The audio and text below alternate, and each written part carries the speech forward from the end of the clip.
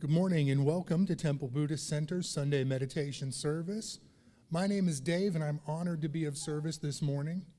We hope that our service finds you happy and healthy, but please know that if you're struggling, we hope that Temple Buddhist Center can be a source of refuge for you as we open our hearts to you and your loved ones.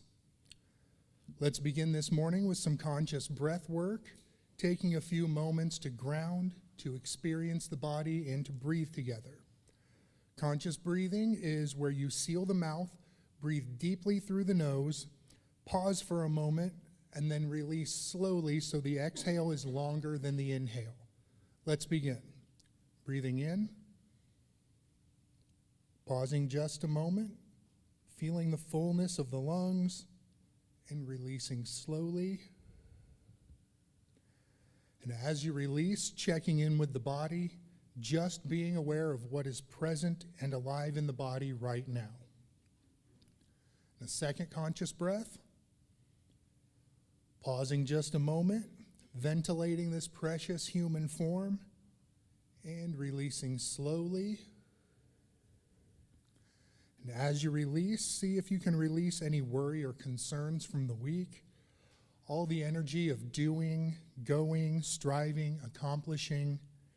Just allow yourself a few moments to cultivate the energy of being, not doing. And a third conscious breath together.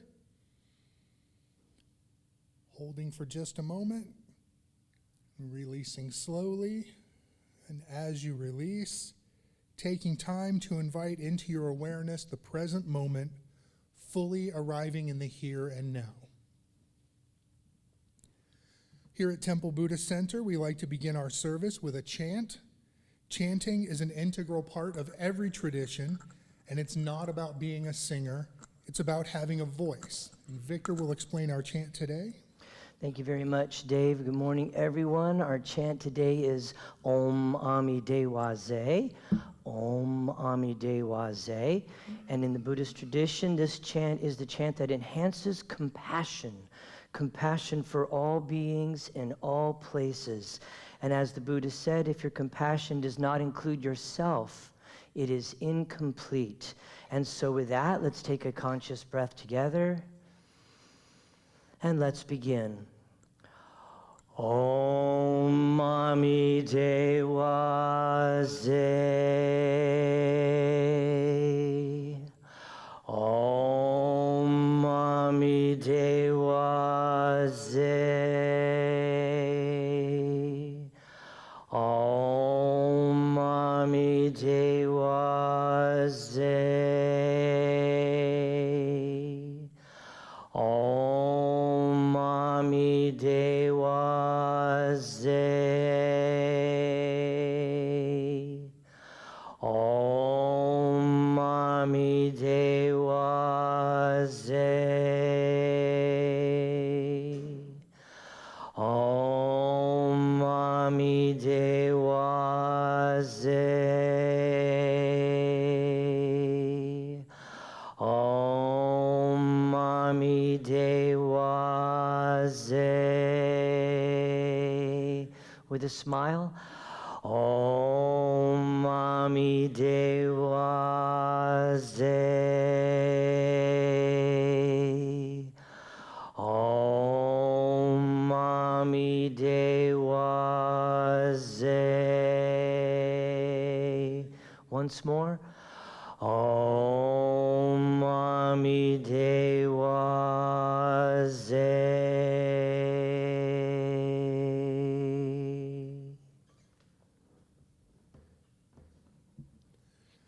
Here at Temple Buddhist Center, we practice Western Buddhism, a blend of Eastern philosophy and Western psychology. This new and exciting form of spirituality is dynamic, inclusive, active, and focuses on core Buddhist insights as well as mindfulness, meditation, and their practical application in our daily life. Our goal here isn't to get everyone to agree on one lineage or philosophy. Rather, it's on cultivating a shared experience of mindfulness, oneness, and love. Whether we are chanting, meditating, or sharing from the heart, we respect that you will participate only at the level that feels comfortable for you. We take refuge in the three jewels and acknowledge these core values as expressions of the awakened mind: the Buddha, the Dharma, and the Sangha.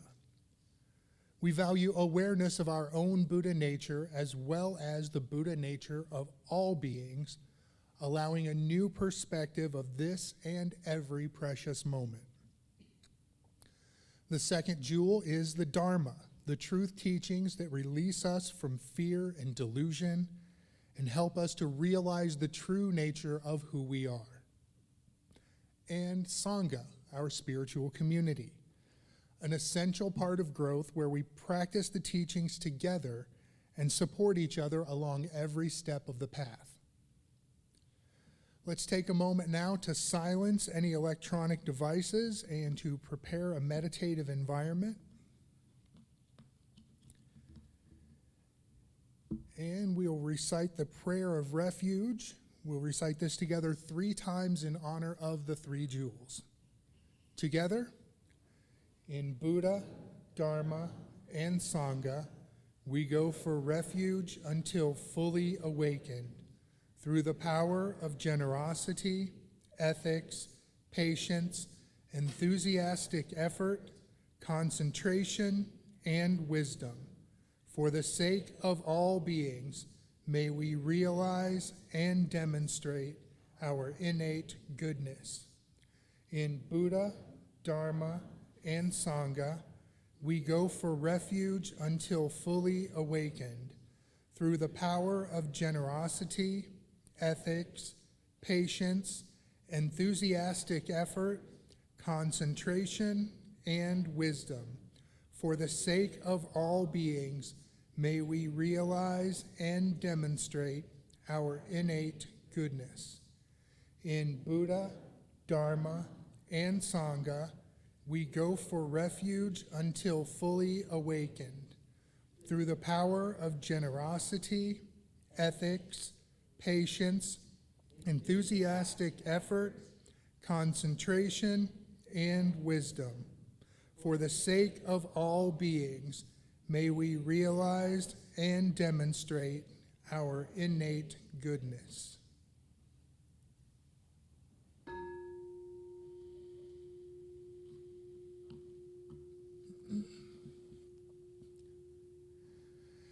As we enter into a time of meditation, if you have an extensive practice, then I invite you to practice in a way that's fitting for you this morning.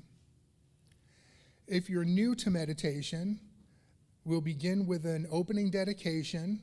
We'll sound the bell 3 times. There will be a brief guided meditation, and then we'll spend approximately 12 to 15 minutes in noble silence. Let's begin by breathing together.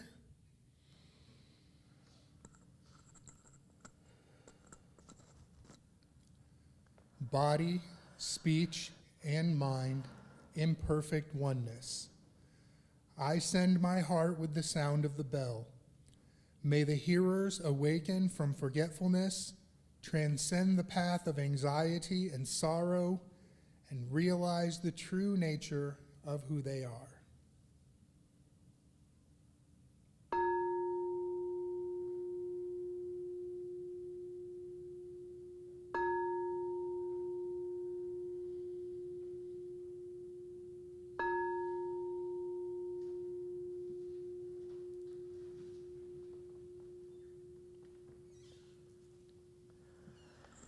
And so as the sound of the bell recedes, moving into the stillness, showing us the way.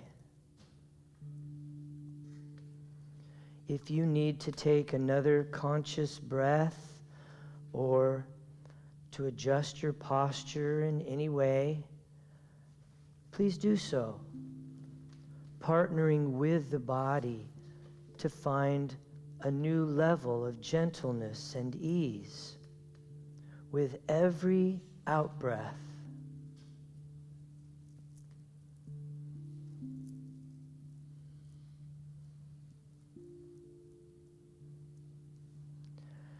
And as the breath settles in now to its natural flow, its natural rhythm, we check in once more with the body,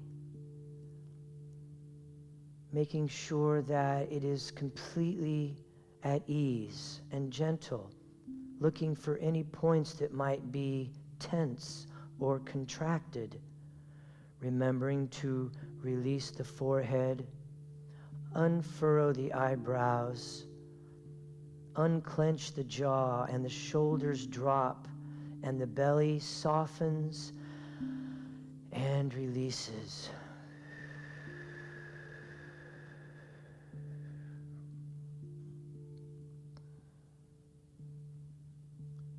And so, connected to the breath, the body is light, spacious.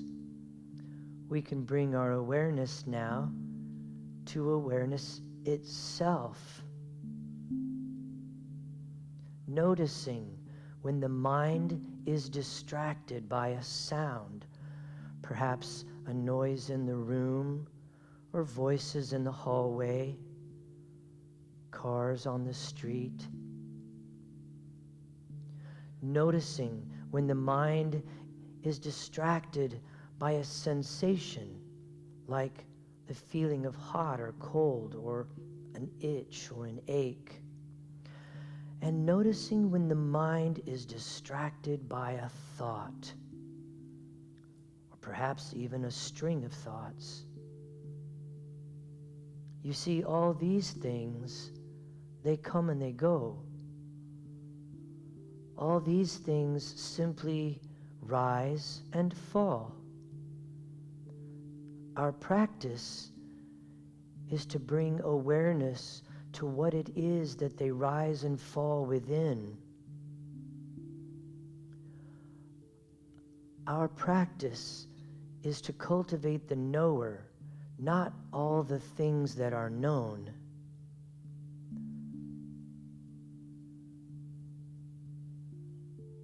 And so, connected to the breath, the body is gentle, easy, and light.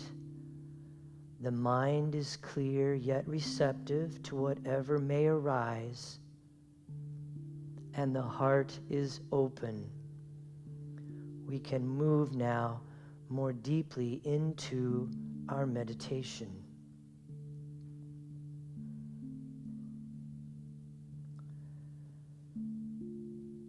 I close my eyes and I see clearly. I stop trying to listen and I hear truth. I am silent, yet my heart sings. I am still, yet move forward.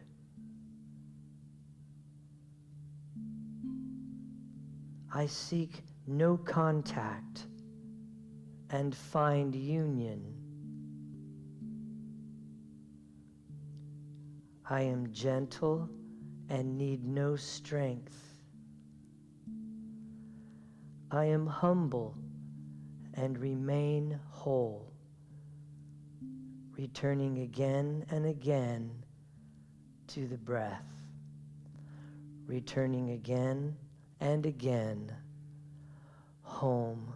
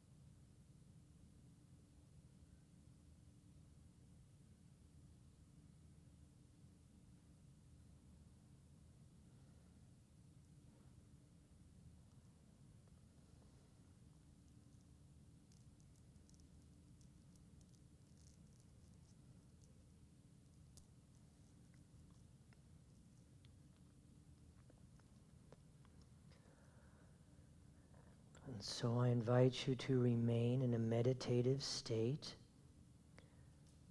connected to the breath. The body is gentle and easy. And I invite you to bring your awareness now to the sense door of sound, noticing the sound of my voice or the sound of the air handlers or any rustling in the room. And as you become aware of the sense door of sound, can you at the same time keep a small amount of your awareness on that deep, still silence within? That silence which is not dependent on external circumstances and is always accessible to us.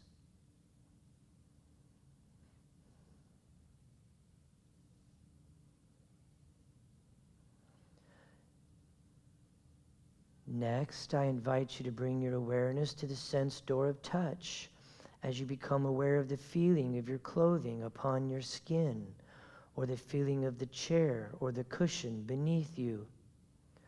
And as you become aware of matter, material, and form, can you also keep a small amount of your awareness on that which is formless?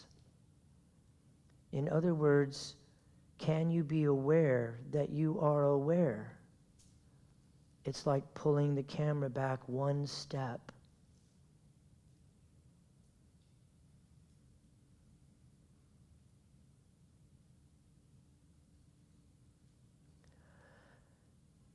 Next, I invite you to bring your awareness to the sense door of sight as you slowly begin to open your eyes, not focusing hard on anything, just allowing colors, light, objects, and things to come to you. Seeing in sort of a panoramic, peripheral way. Noticing the ceiling, the floors, and the walls.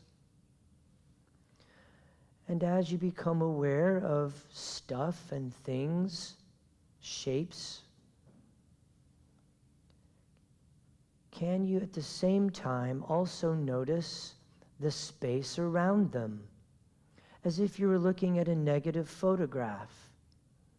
Can you sense and be aware of the space in this room, around this building? Can you sense the space around our planet and know that even though we are sitting perfectly still, we have never been in the same space for more than an instant, because our planet is spinning at a fantastic rate. It is orbiting the sun even faster, and the whole galaxy is spinning, and the galaxy itself is moving through the universe. And finally, I invite you to bring your awareness to the breath as we take a conscious breath together. Holding for a moment and releasing. And as you release, be present in the here, in the now, in this time, and in this place.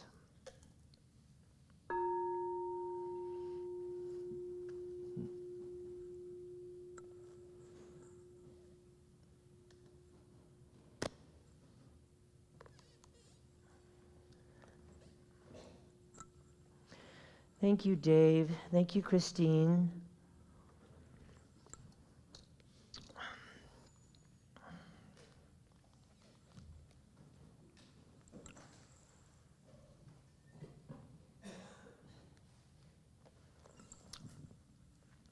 All right. Good morning, everyone. Good morning. There we go. That's a subtle way of waking up anybody who might have dozed off during meditation. It happens. My teacher would always say some of my best naps have been during meditation. And of course, just a quick reminder that we have Kleenexes and lozenges at the altar at the back of the meditation hall. And we want to welcome everybody joining us from all around the world on our live stream. And so let's see, October wonderful month. There are many awarenesses for the month of October. I believe there's LGBTQ awareness, there's depression awareness, Hispanic Heritage Awareness Month. So I don't know how you get an awareness, but I think I might put in a letter to the proper people and have Awareness of Awareness Month. I'm not sure which one I'm going to pick. So today's talk, Until Fully Awakened, many of you may have recognized from our refuge prayer in Buddha, Dharma, and Sangha. We go for refuge until fully awakened. And so I wanted to talk today a little bit about the refuge prayer itself in an attempt to kind of head off. Sometimes, you know, when we recite these things, they can become rote. You know, we just say it, you know, I've got it memorized backwards in Latin. And so, you know, I can say it. But I wanted to make sure that we embody this prayer of refuge. It is a very important part of our practice. You know, people that I talk to during the week and things like that, some of them are experiencing tremendous difficulty or suffering in their lives. And, you know, especially those of us who have been brought up in different traditions, you know, we have those go-to things. You know, it's so easy. In fact, it's habituated in some cases to want to run and just let somebody else, you know, take care of everything, and whether that be a deity or an altar or a vision or a persona of some sort. In our practice, we take refuge in the Buddha, the Dharma, and the Sangha. And these might sound like external things, but they really are the three jewels of Buddhism. They're in us. We are not separate from the three jewels. They are within us and a part of our practice. However, they may have an external component, so to speak. So today's talk about the refuge prayer itself is really less about looking closely at the words of the refuge prayer. However, I do want to do that today, but it's actually more about being mindful of the automaticness, the habitual or rote quality of some of our life's activities. Many of you know that I taught theater in public high school for 23 years. And with the acting kiddos in acting classes, we would practice improv, or this ability to just, you know, go with the flow. And a lot of times people be like, you know, why do you study improvisation? And many people think it's so that if you're on stage in the middle of a performance and you forget your lines, you'll be able to somehow recover. And although that might actually be a small part of it, that's not the main reason why actors practice improv. They practice improv so that they can become familiar with and rest in that feeling of the first time. So that when they deliver a line that they've been practicing for 8 weeks, they can bring that feeling of freshness and that feeling of newness, that feeling of the first time to that. Isn't that interesting? So in the same way, when we take a look at the automaticness, that reactivity in our lives, we can bring a fresh new awareness to it, because those are those conditioned patterns of speech and behavior that we've been practicing for 20, 30, 40, 50, 60, 70 years of living. So this is a way to bring that freshness to it. So in a similar way, we practice in our meditation and our mindfulness to prepare the mind for the realization and the embodiment of the Eightfold Noble Path. To prepare the body and the mind for freedom, freedom from suffering, liberation. So as we examine the refuge prayer today, I invite you to also examine other areas of your life that may have become or feel somewhat automatic or rote. This could be how we react to our boss, how we react to our coworkers, how we react to family members. It's very automatic. There is always that little zap, right? That little zinger that, Aunt Wilma or Uncle Fred, I don't know why I went to the Flintstones for that, but I guess it was automatic. But there's always that zinger, right? They always have to make a little judgment, and then we're off to the races. So there's a story in the teachings where a disciple of the Buddha asked him and came to the Buddha and said, how many bases for training are there for those seeking enlightenment? And the Buddha said that there are 6. And those 6 are generosity, ethics, patience, enthusiastic effort, concentration, and wisdom. Those are the 6 bases for practice. So I want to talk a little bit about those today. Let's begin with generosity itself. In many commentaries on the 10 perfections or the 6 perfections, different forms of Buddhism have a different number. In Theravadan, there are 10. That is our root. In Mahayana, there are 6. And so for Western Buddhist practice, the 6, primarily seem to be palatable and to be enough for the Western practitioner, which is why I have chosen to go over those 6 in our refuge prayer every Sunday morning. And so the first one is generosity, and it is said to be the entryway into the Dharma, the truth teachings, generosity. And so dana, the dana paramita simply means perfection, is a true generosity of spirit. It is giving from sincere desire to benefit others without expectation of reward, without expectation of recognition, to give freely of one's time, talents, treasures, attention, awareness. And there must be no selflessness attached. Charity work done to feel good about yourself is not true dana.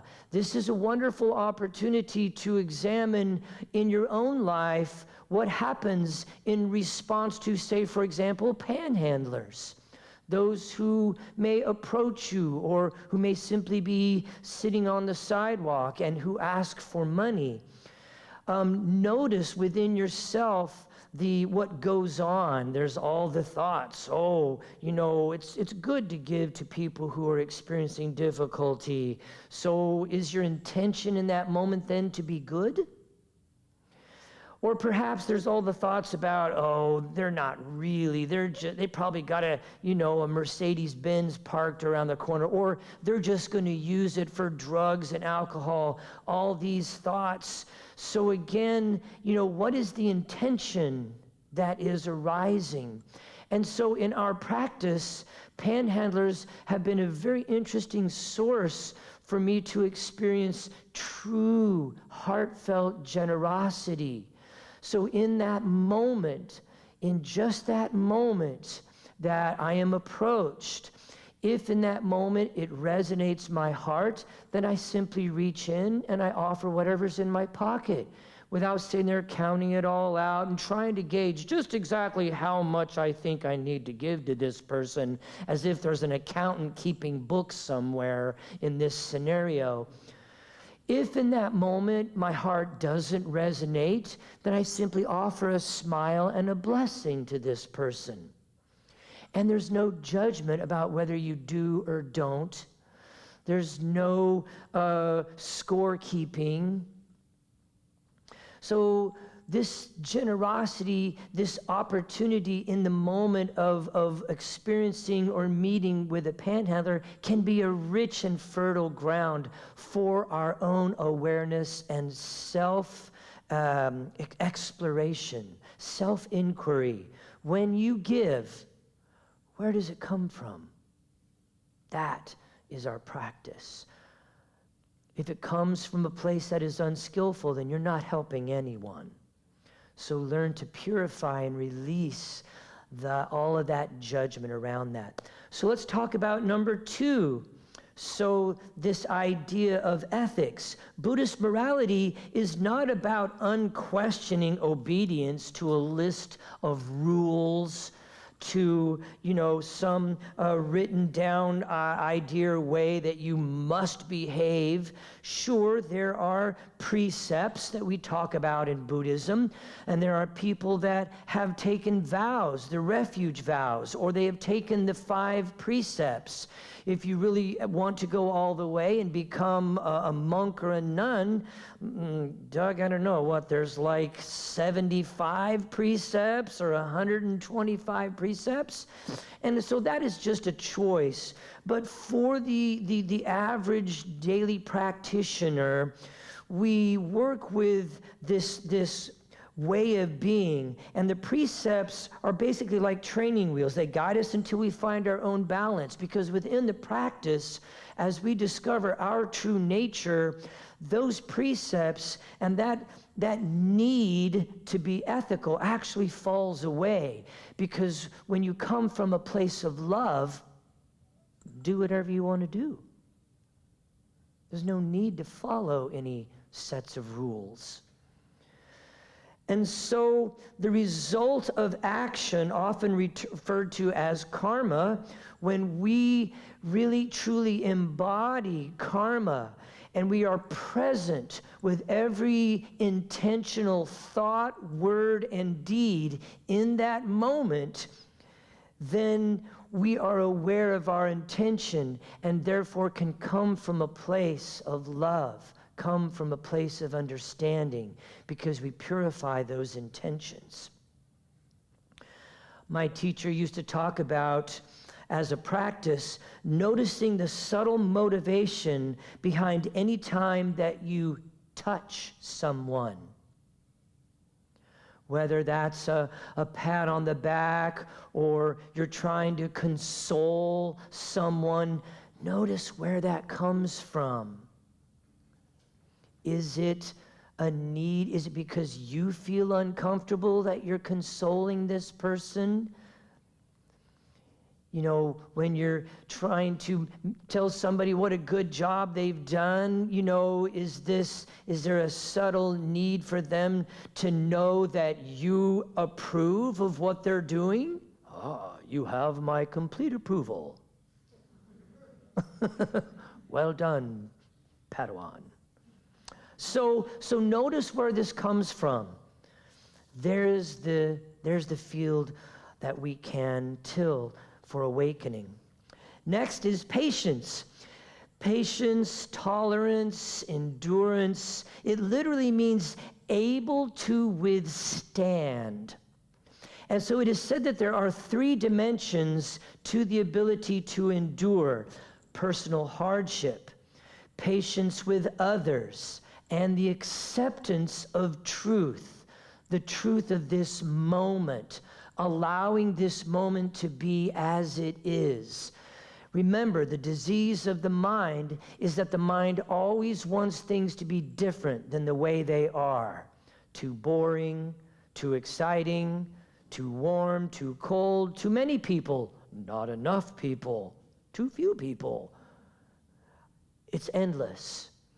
And when we get caught up in that trap and we begin cultivating these extremes, this duality, then everything will fall into that duality.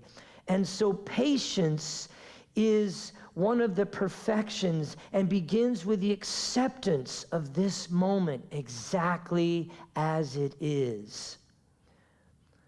And it involves the acceptance of dukkha, or suffering, that this moment is not always pleasant. And so through practice, our attention turns away from our own suffering and toward the suffering of all beings. And accepting truth refers to accepting difficult truths about ourselves. That we are sometimes greedy, that we are mortal, that we are sometimes needy, and also accepting the truth of the illusory nature of this existence. The rise and fall of phenomena.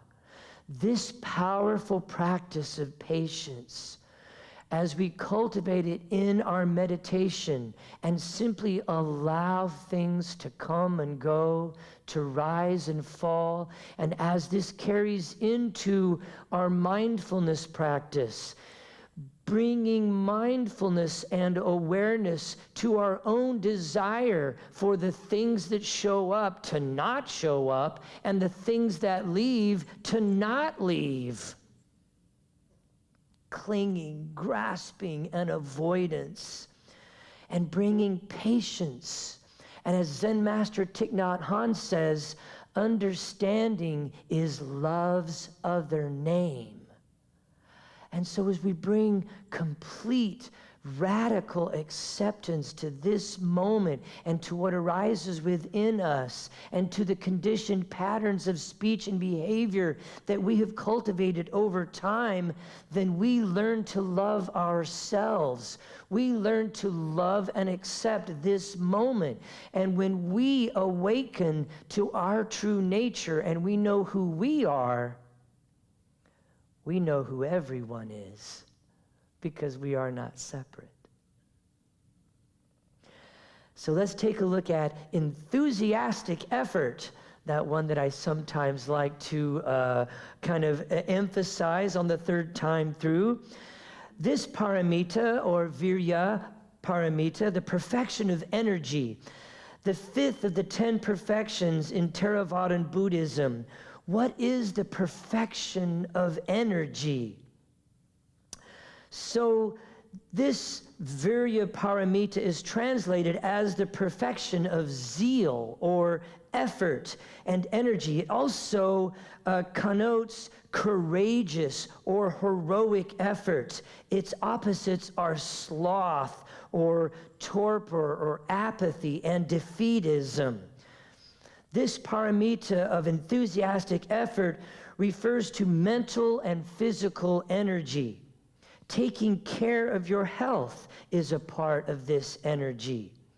But for many of us, the mental energy is a much bigger challenge than the physical energy. That mental energy that we bring to the moment, a lot of us struggle to make time for daily practice. Meditating or chanting might be the last thing that we feel like doing sometimes. So how do we cultivate and grow and nurture this mental energy? Well, it's also about cultivating the courage and the will to walk the path as far as it goes and as long as it takes. For some, this might involve simply correcting bad habits or giving up excuses. I often talk about the 3-urge meditation, that moment you get in the car and you reach for that automatic reach, right, for the dial to tune in, the 24-hour news cycle or maybe some music or some podcast. Right before we have that automatic reactivity is a moment to cultivate the energy. Notice that energy that we place into being automatic and rote, and see if we can cultivate that for ourselves and just spend time noticing what is it that is requiring this moment to be different than it is. that makes me want to reach for the radio or the television remote or chocolate or a mocha frappuccino? Or what is it that is needing this moment to be different? And so you might need to clarify your commitment to the path and to cultivate wholesomeness. Not cultivating right or wrong, but cultivating wholesomeness. Let's look at concentration. Wise concentration is most often associated with meditation. The Pali word for meditation is bhavana. And so, which means mental culture, cultivating the mental qualities. And so, the Buddhist bhavana is not necessarily a relaxation process. It can be. Certainly it can be a relaxing process. However, it is more about having, and it's not about having visions or out-of-body experiences. It is basically, bhavana is a means to prepare the mind for realizing enlightenment. It's for helping the mind to see the spaces between the thoughts. Isn't it funny that when we sit, people are always complaining about having too many thoughts, or they're excited about so many fewer thoughts have showed up, or it's the type of thoughts that have showed up. I don't want those, or oh, these are the most wonderful thoughts. In the same way that when we walk into a room, we focus on the stuff in the room, which is why I sometimes say, focus on the space around the things in a room. Cultivate this negative photograph. In the same way with our minds, we're looking at the spaces between the thoughts, cultivating that, instead of wanting the things that show up to be different, to be fewer, to be more. And so, finally, let's talk a little bit about wisdom. This is perhaps why so frequently the language of seeing is used to describe the attainment of wisdom. We speak in terms of seeing the truth, of seeing things as they really are, because the attainment of wisdom is not an intellectual or academic exercise. It is seeing and embodying these truths directly. Wisdom is the key in Buddhism. Buddhism is a wisdom tradition. In other traditions, we find that faith is paramount. In still other practices, we find that meditation is supreme, for example, in yoga. In Buddhism, faith is preliminary. Meditation is instrumental. The real heart of the Buddhist practice is wisdom. Wisdom is found in the body. Knowledge is found in the head. Eckhart Tolle likes to say, what is it that the world needs? It does not need more knowledge. We have tons and tons of that. What the world needs is wisdom. And so, understanding the truth about things rather than simply seeing them as they appear to be, this means insight. Insight are these little expressions of wisdom when we begin to know on a body level versus a head level. When we move from the mind to the heart and we begin to embody the truths and we start to understand on a completely different level. Knowing means you open your eyes and you see. Knowledge means somebody else has opened their eyes, has seen, and is now talking about it or writing a book about it. And you simply go on gathering knowledge. And so wisdom is experiential and is the basis for why we meditate. It is why we bring mindfulness into our daily life. It is why we practice sila, or ethical conduct, trying to do the best we can in the here and now with what is ethical in this time and place. It is why we cultivate sangha, time with sangha, sharing, retreats, workshops, groups. And finally, it is why we study and we do our readings.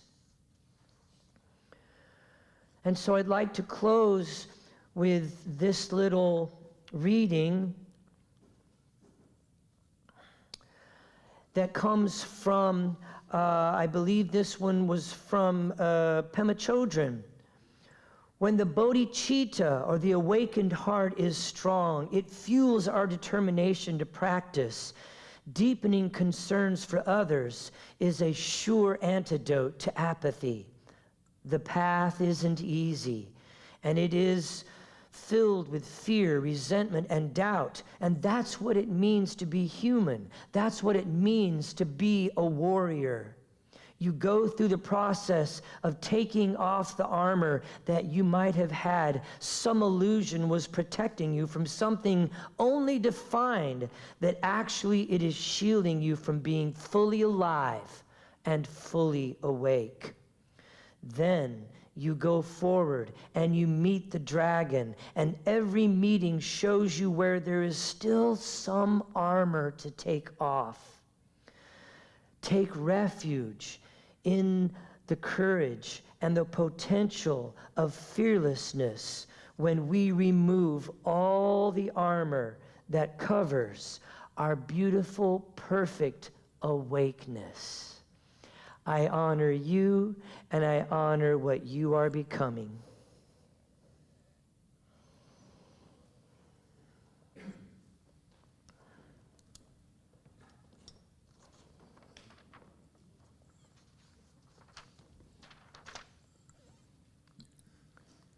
Let's just take a moment now to embody the teachings before we move into our heart practice meditation. So let's take a conscious breath.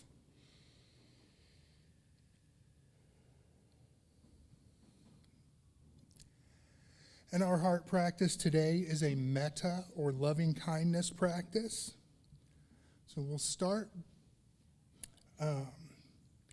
Some people like to create an outward gesture when we do this, so you may want to place one or both hands over your heart, or some people like to make the Anjali mudra, or you can simply rest your hands in your lap with your palms up in an outward expression. And we'll start by taking another conscious breath. And as you release that breath, bring to mind a full body image of you. And as you hold this image in your mind, silently repeat these phrases. May I be filled with loving kindness. May I be safe from inner and outer dangers. May I be well in body and mind. And may I be at ease and happy. A conscious breath. And as we release that breath, bring to mind the image of a friend or loved one. And holding this person in your mind, send them these words of metta. May you be filled with loving kindness. May you be safe from inner and outer dangers. May you be well in body and mind. And may you be at ease and happy. A conscious breath. As you release that breath, bring to mind the image of a difficult person in your life.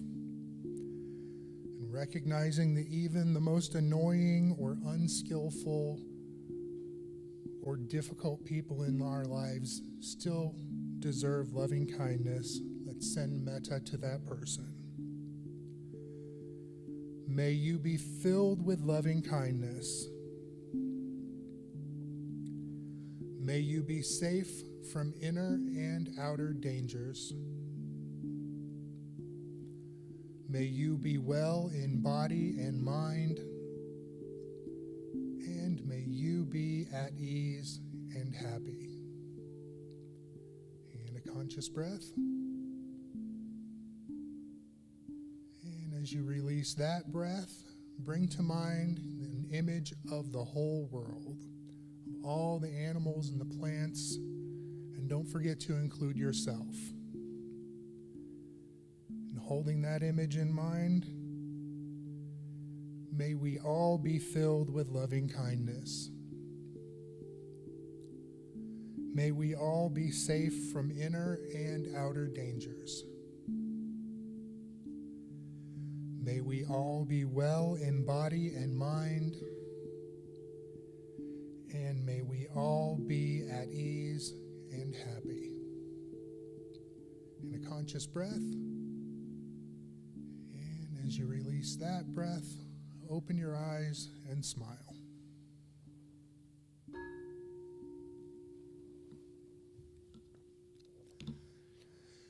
In the true spirit of dana, the Buddhist practice of generosity, temple services are given freely.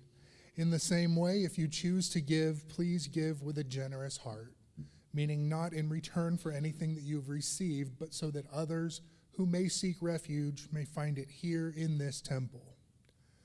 Dana boxes are located at the back of the meditation hall, and there's one up on the upper level near the door.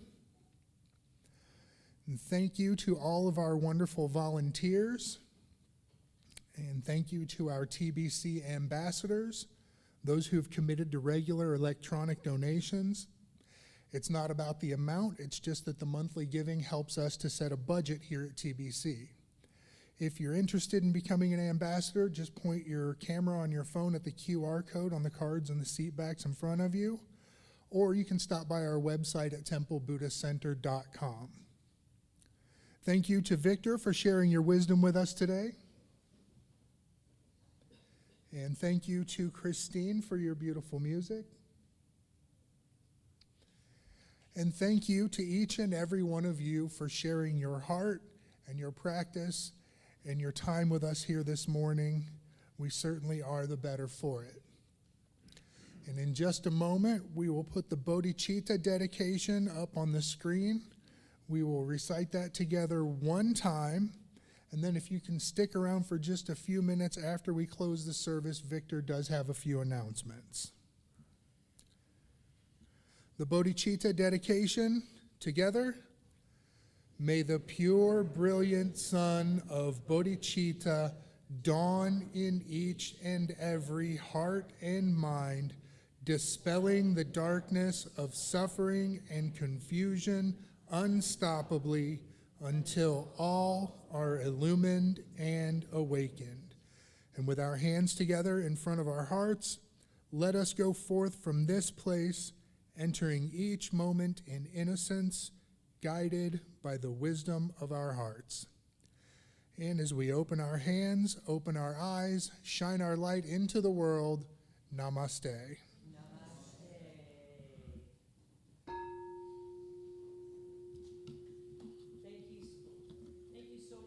Dave, thank you everyone for being here today. A few quick announcements. Don't forget cookie and tea and coffees downstairs. Please introduce yourself to folks and expand your own personal sangha. Next Sunday is Interplay from 1 to 3, just fun activities for adults to learn to re-experience and reconnect with that joy of spontaneity and play in a safe and structured environment.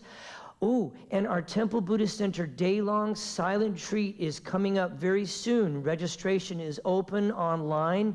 Just stop by templebuddhistcenter.com, go to the calendar, and click on October 21st, or just type in retreat and it'll pop up. And our retreat theme for that Saturday is delusion, waking up to our reactivity. Let's see, also, on second and fourth Sundays, so that means today, at 11:45 to 12:45 is our new program called Growing Your Practice. where we're working through Sharon Salzberg's book, Real Happiness, as a community, and we're helping folks to really solidify their regimen, their meditation, mindfulness practice, and helping folks to establish wholesome practices in that way. So we hope you can join us for that. And we have a new class starting up on October 7th on Tuesday evenings at 6:30 called Coping with Depression. And so Tammy Buckaloo and Rodney and a number of other members of the Sangha are going to be working through a book on that as the winter season comes. Some of you who might experience depression in the darker months, this could be a wonderful way to help you with that. And every Tuesday evening at 6:30 is also Tai Chi Cha. So it's a wonderful complement to your regular formal sitting practice is Tai Chi Cha, or movement meditation. And don't forget to sign up for our newsletter, volunteer opportunities, our lending library. I had a number of people going through it this morning. Apparently there's some real jewels in there. So don't forget to stop by and check out what's going on in there. Thank you, Liz, for our wonderful online store. And then I will leave this up. I've added a bunch of new things, our day-long silent retreat, growing your practice. And as always, we have so many wonderful recovery groups, Sundays at 12:30, Tuesdays at 7, Thursdays at 7, Dave leads Recovery Dharma. So many opportunities for the Sangha to connect or to find nourishment, both spiritual nourishment or Sangha. So we hope that you can take advantage of all of these. And one more special note, our very own Jake Marshall, who is a renowned watercolor artist internationally, has his show up in our art gallery hallway. So please take a moment after you get some coffee and cookies to come and look at Jake's truly amazing watercolor skills. If you remember when the monks were here, he painted that beautiful picture of the 3 monks and then made a little print and gave it to them so that they could make copies and sell them on their tour to help raise some money. So again, thank you everyone so much. As you go into your day, I wish you peace, blessings, and go Chiefs.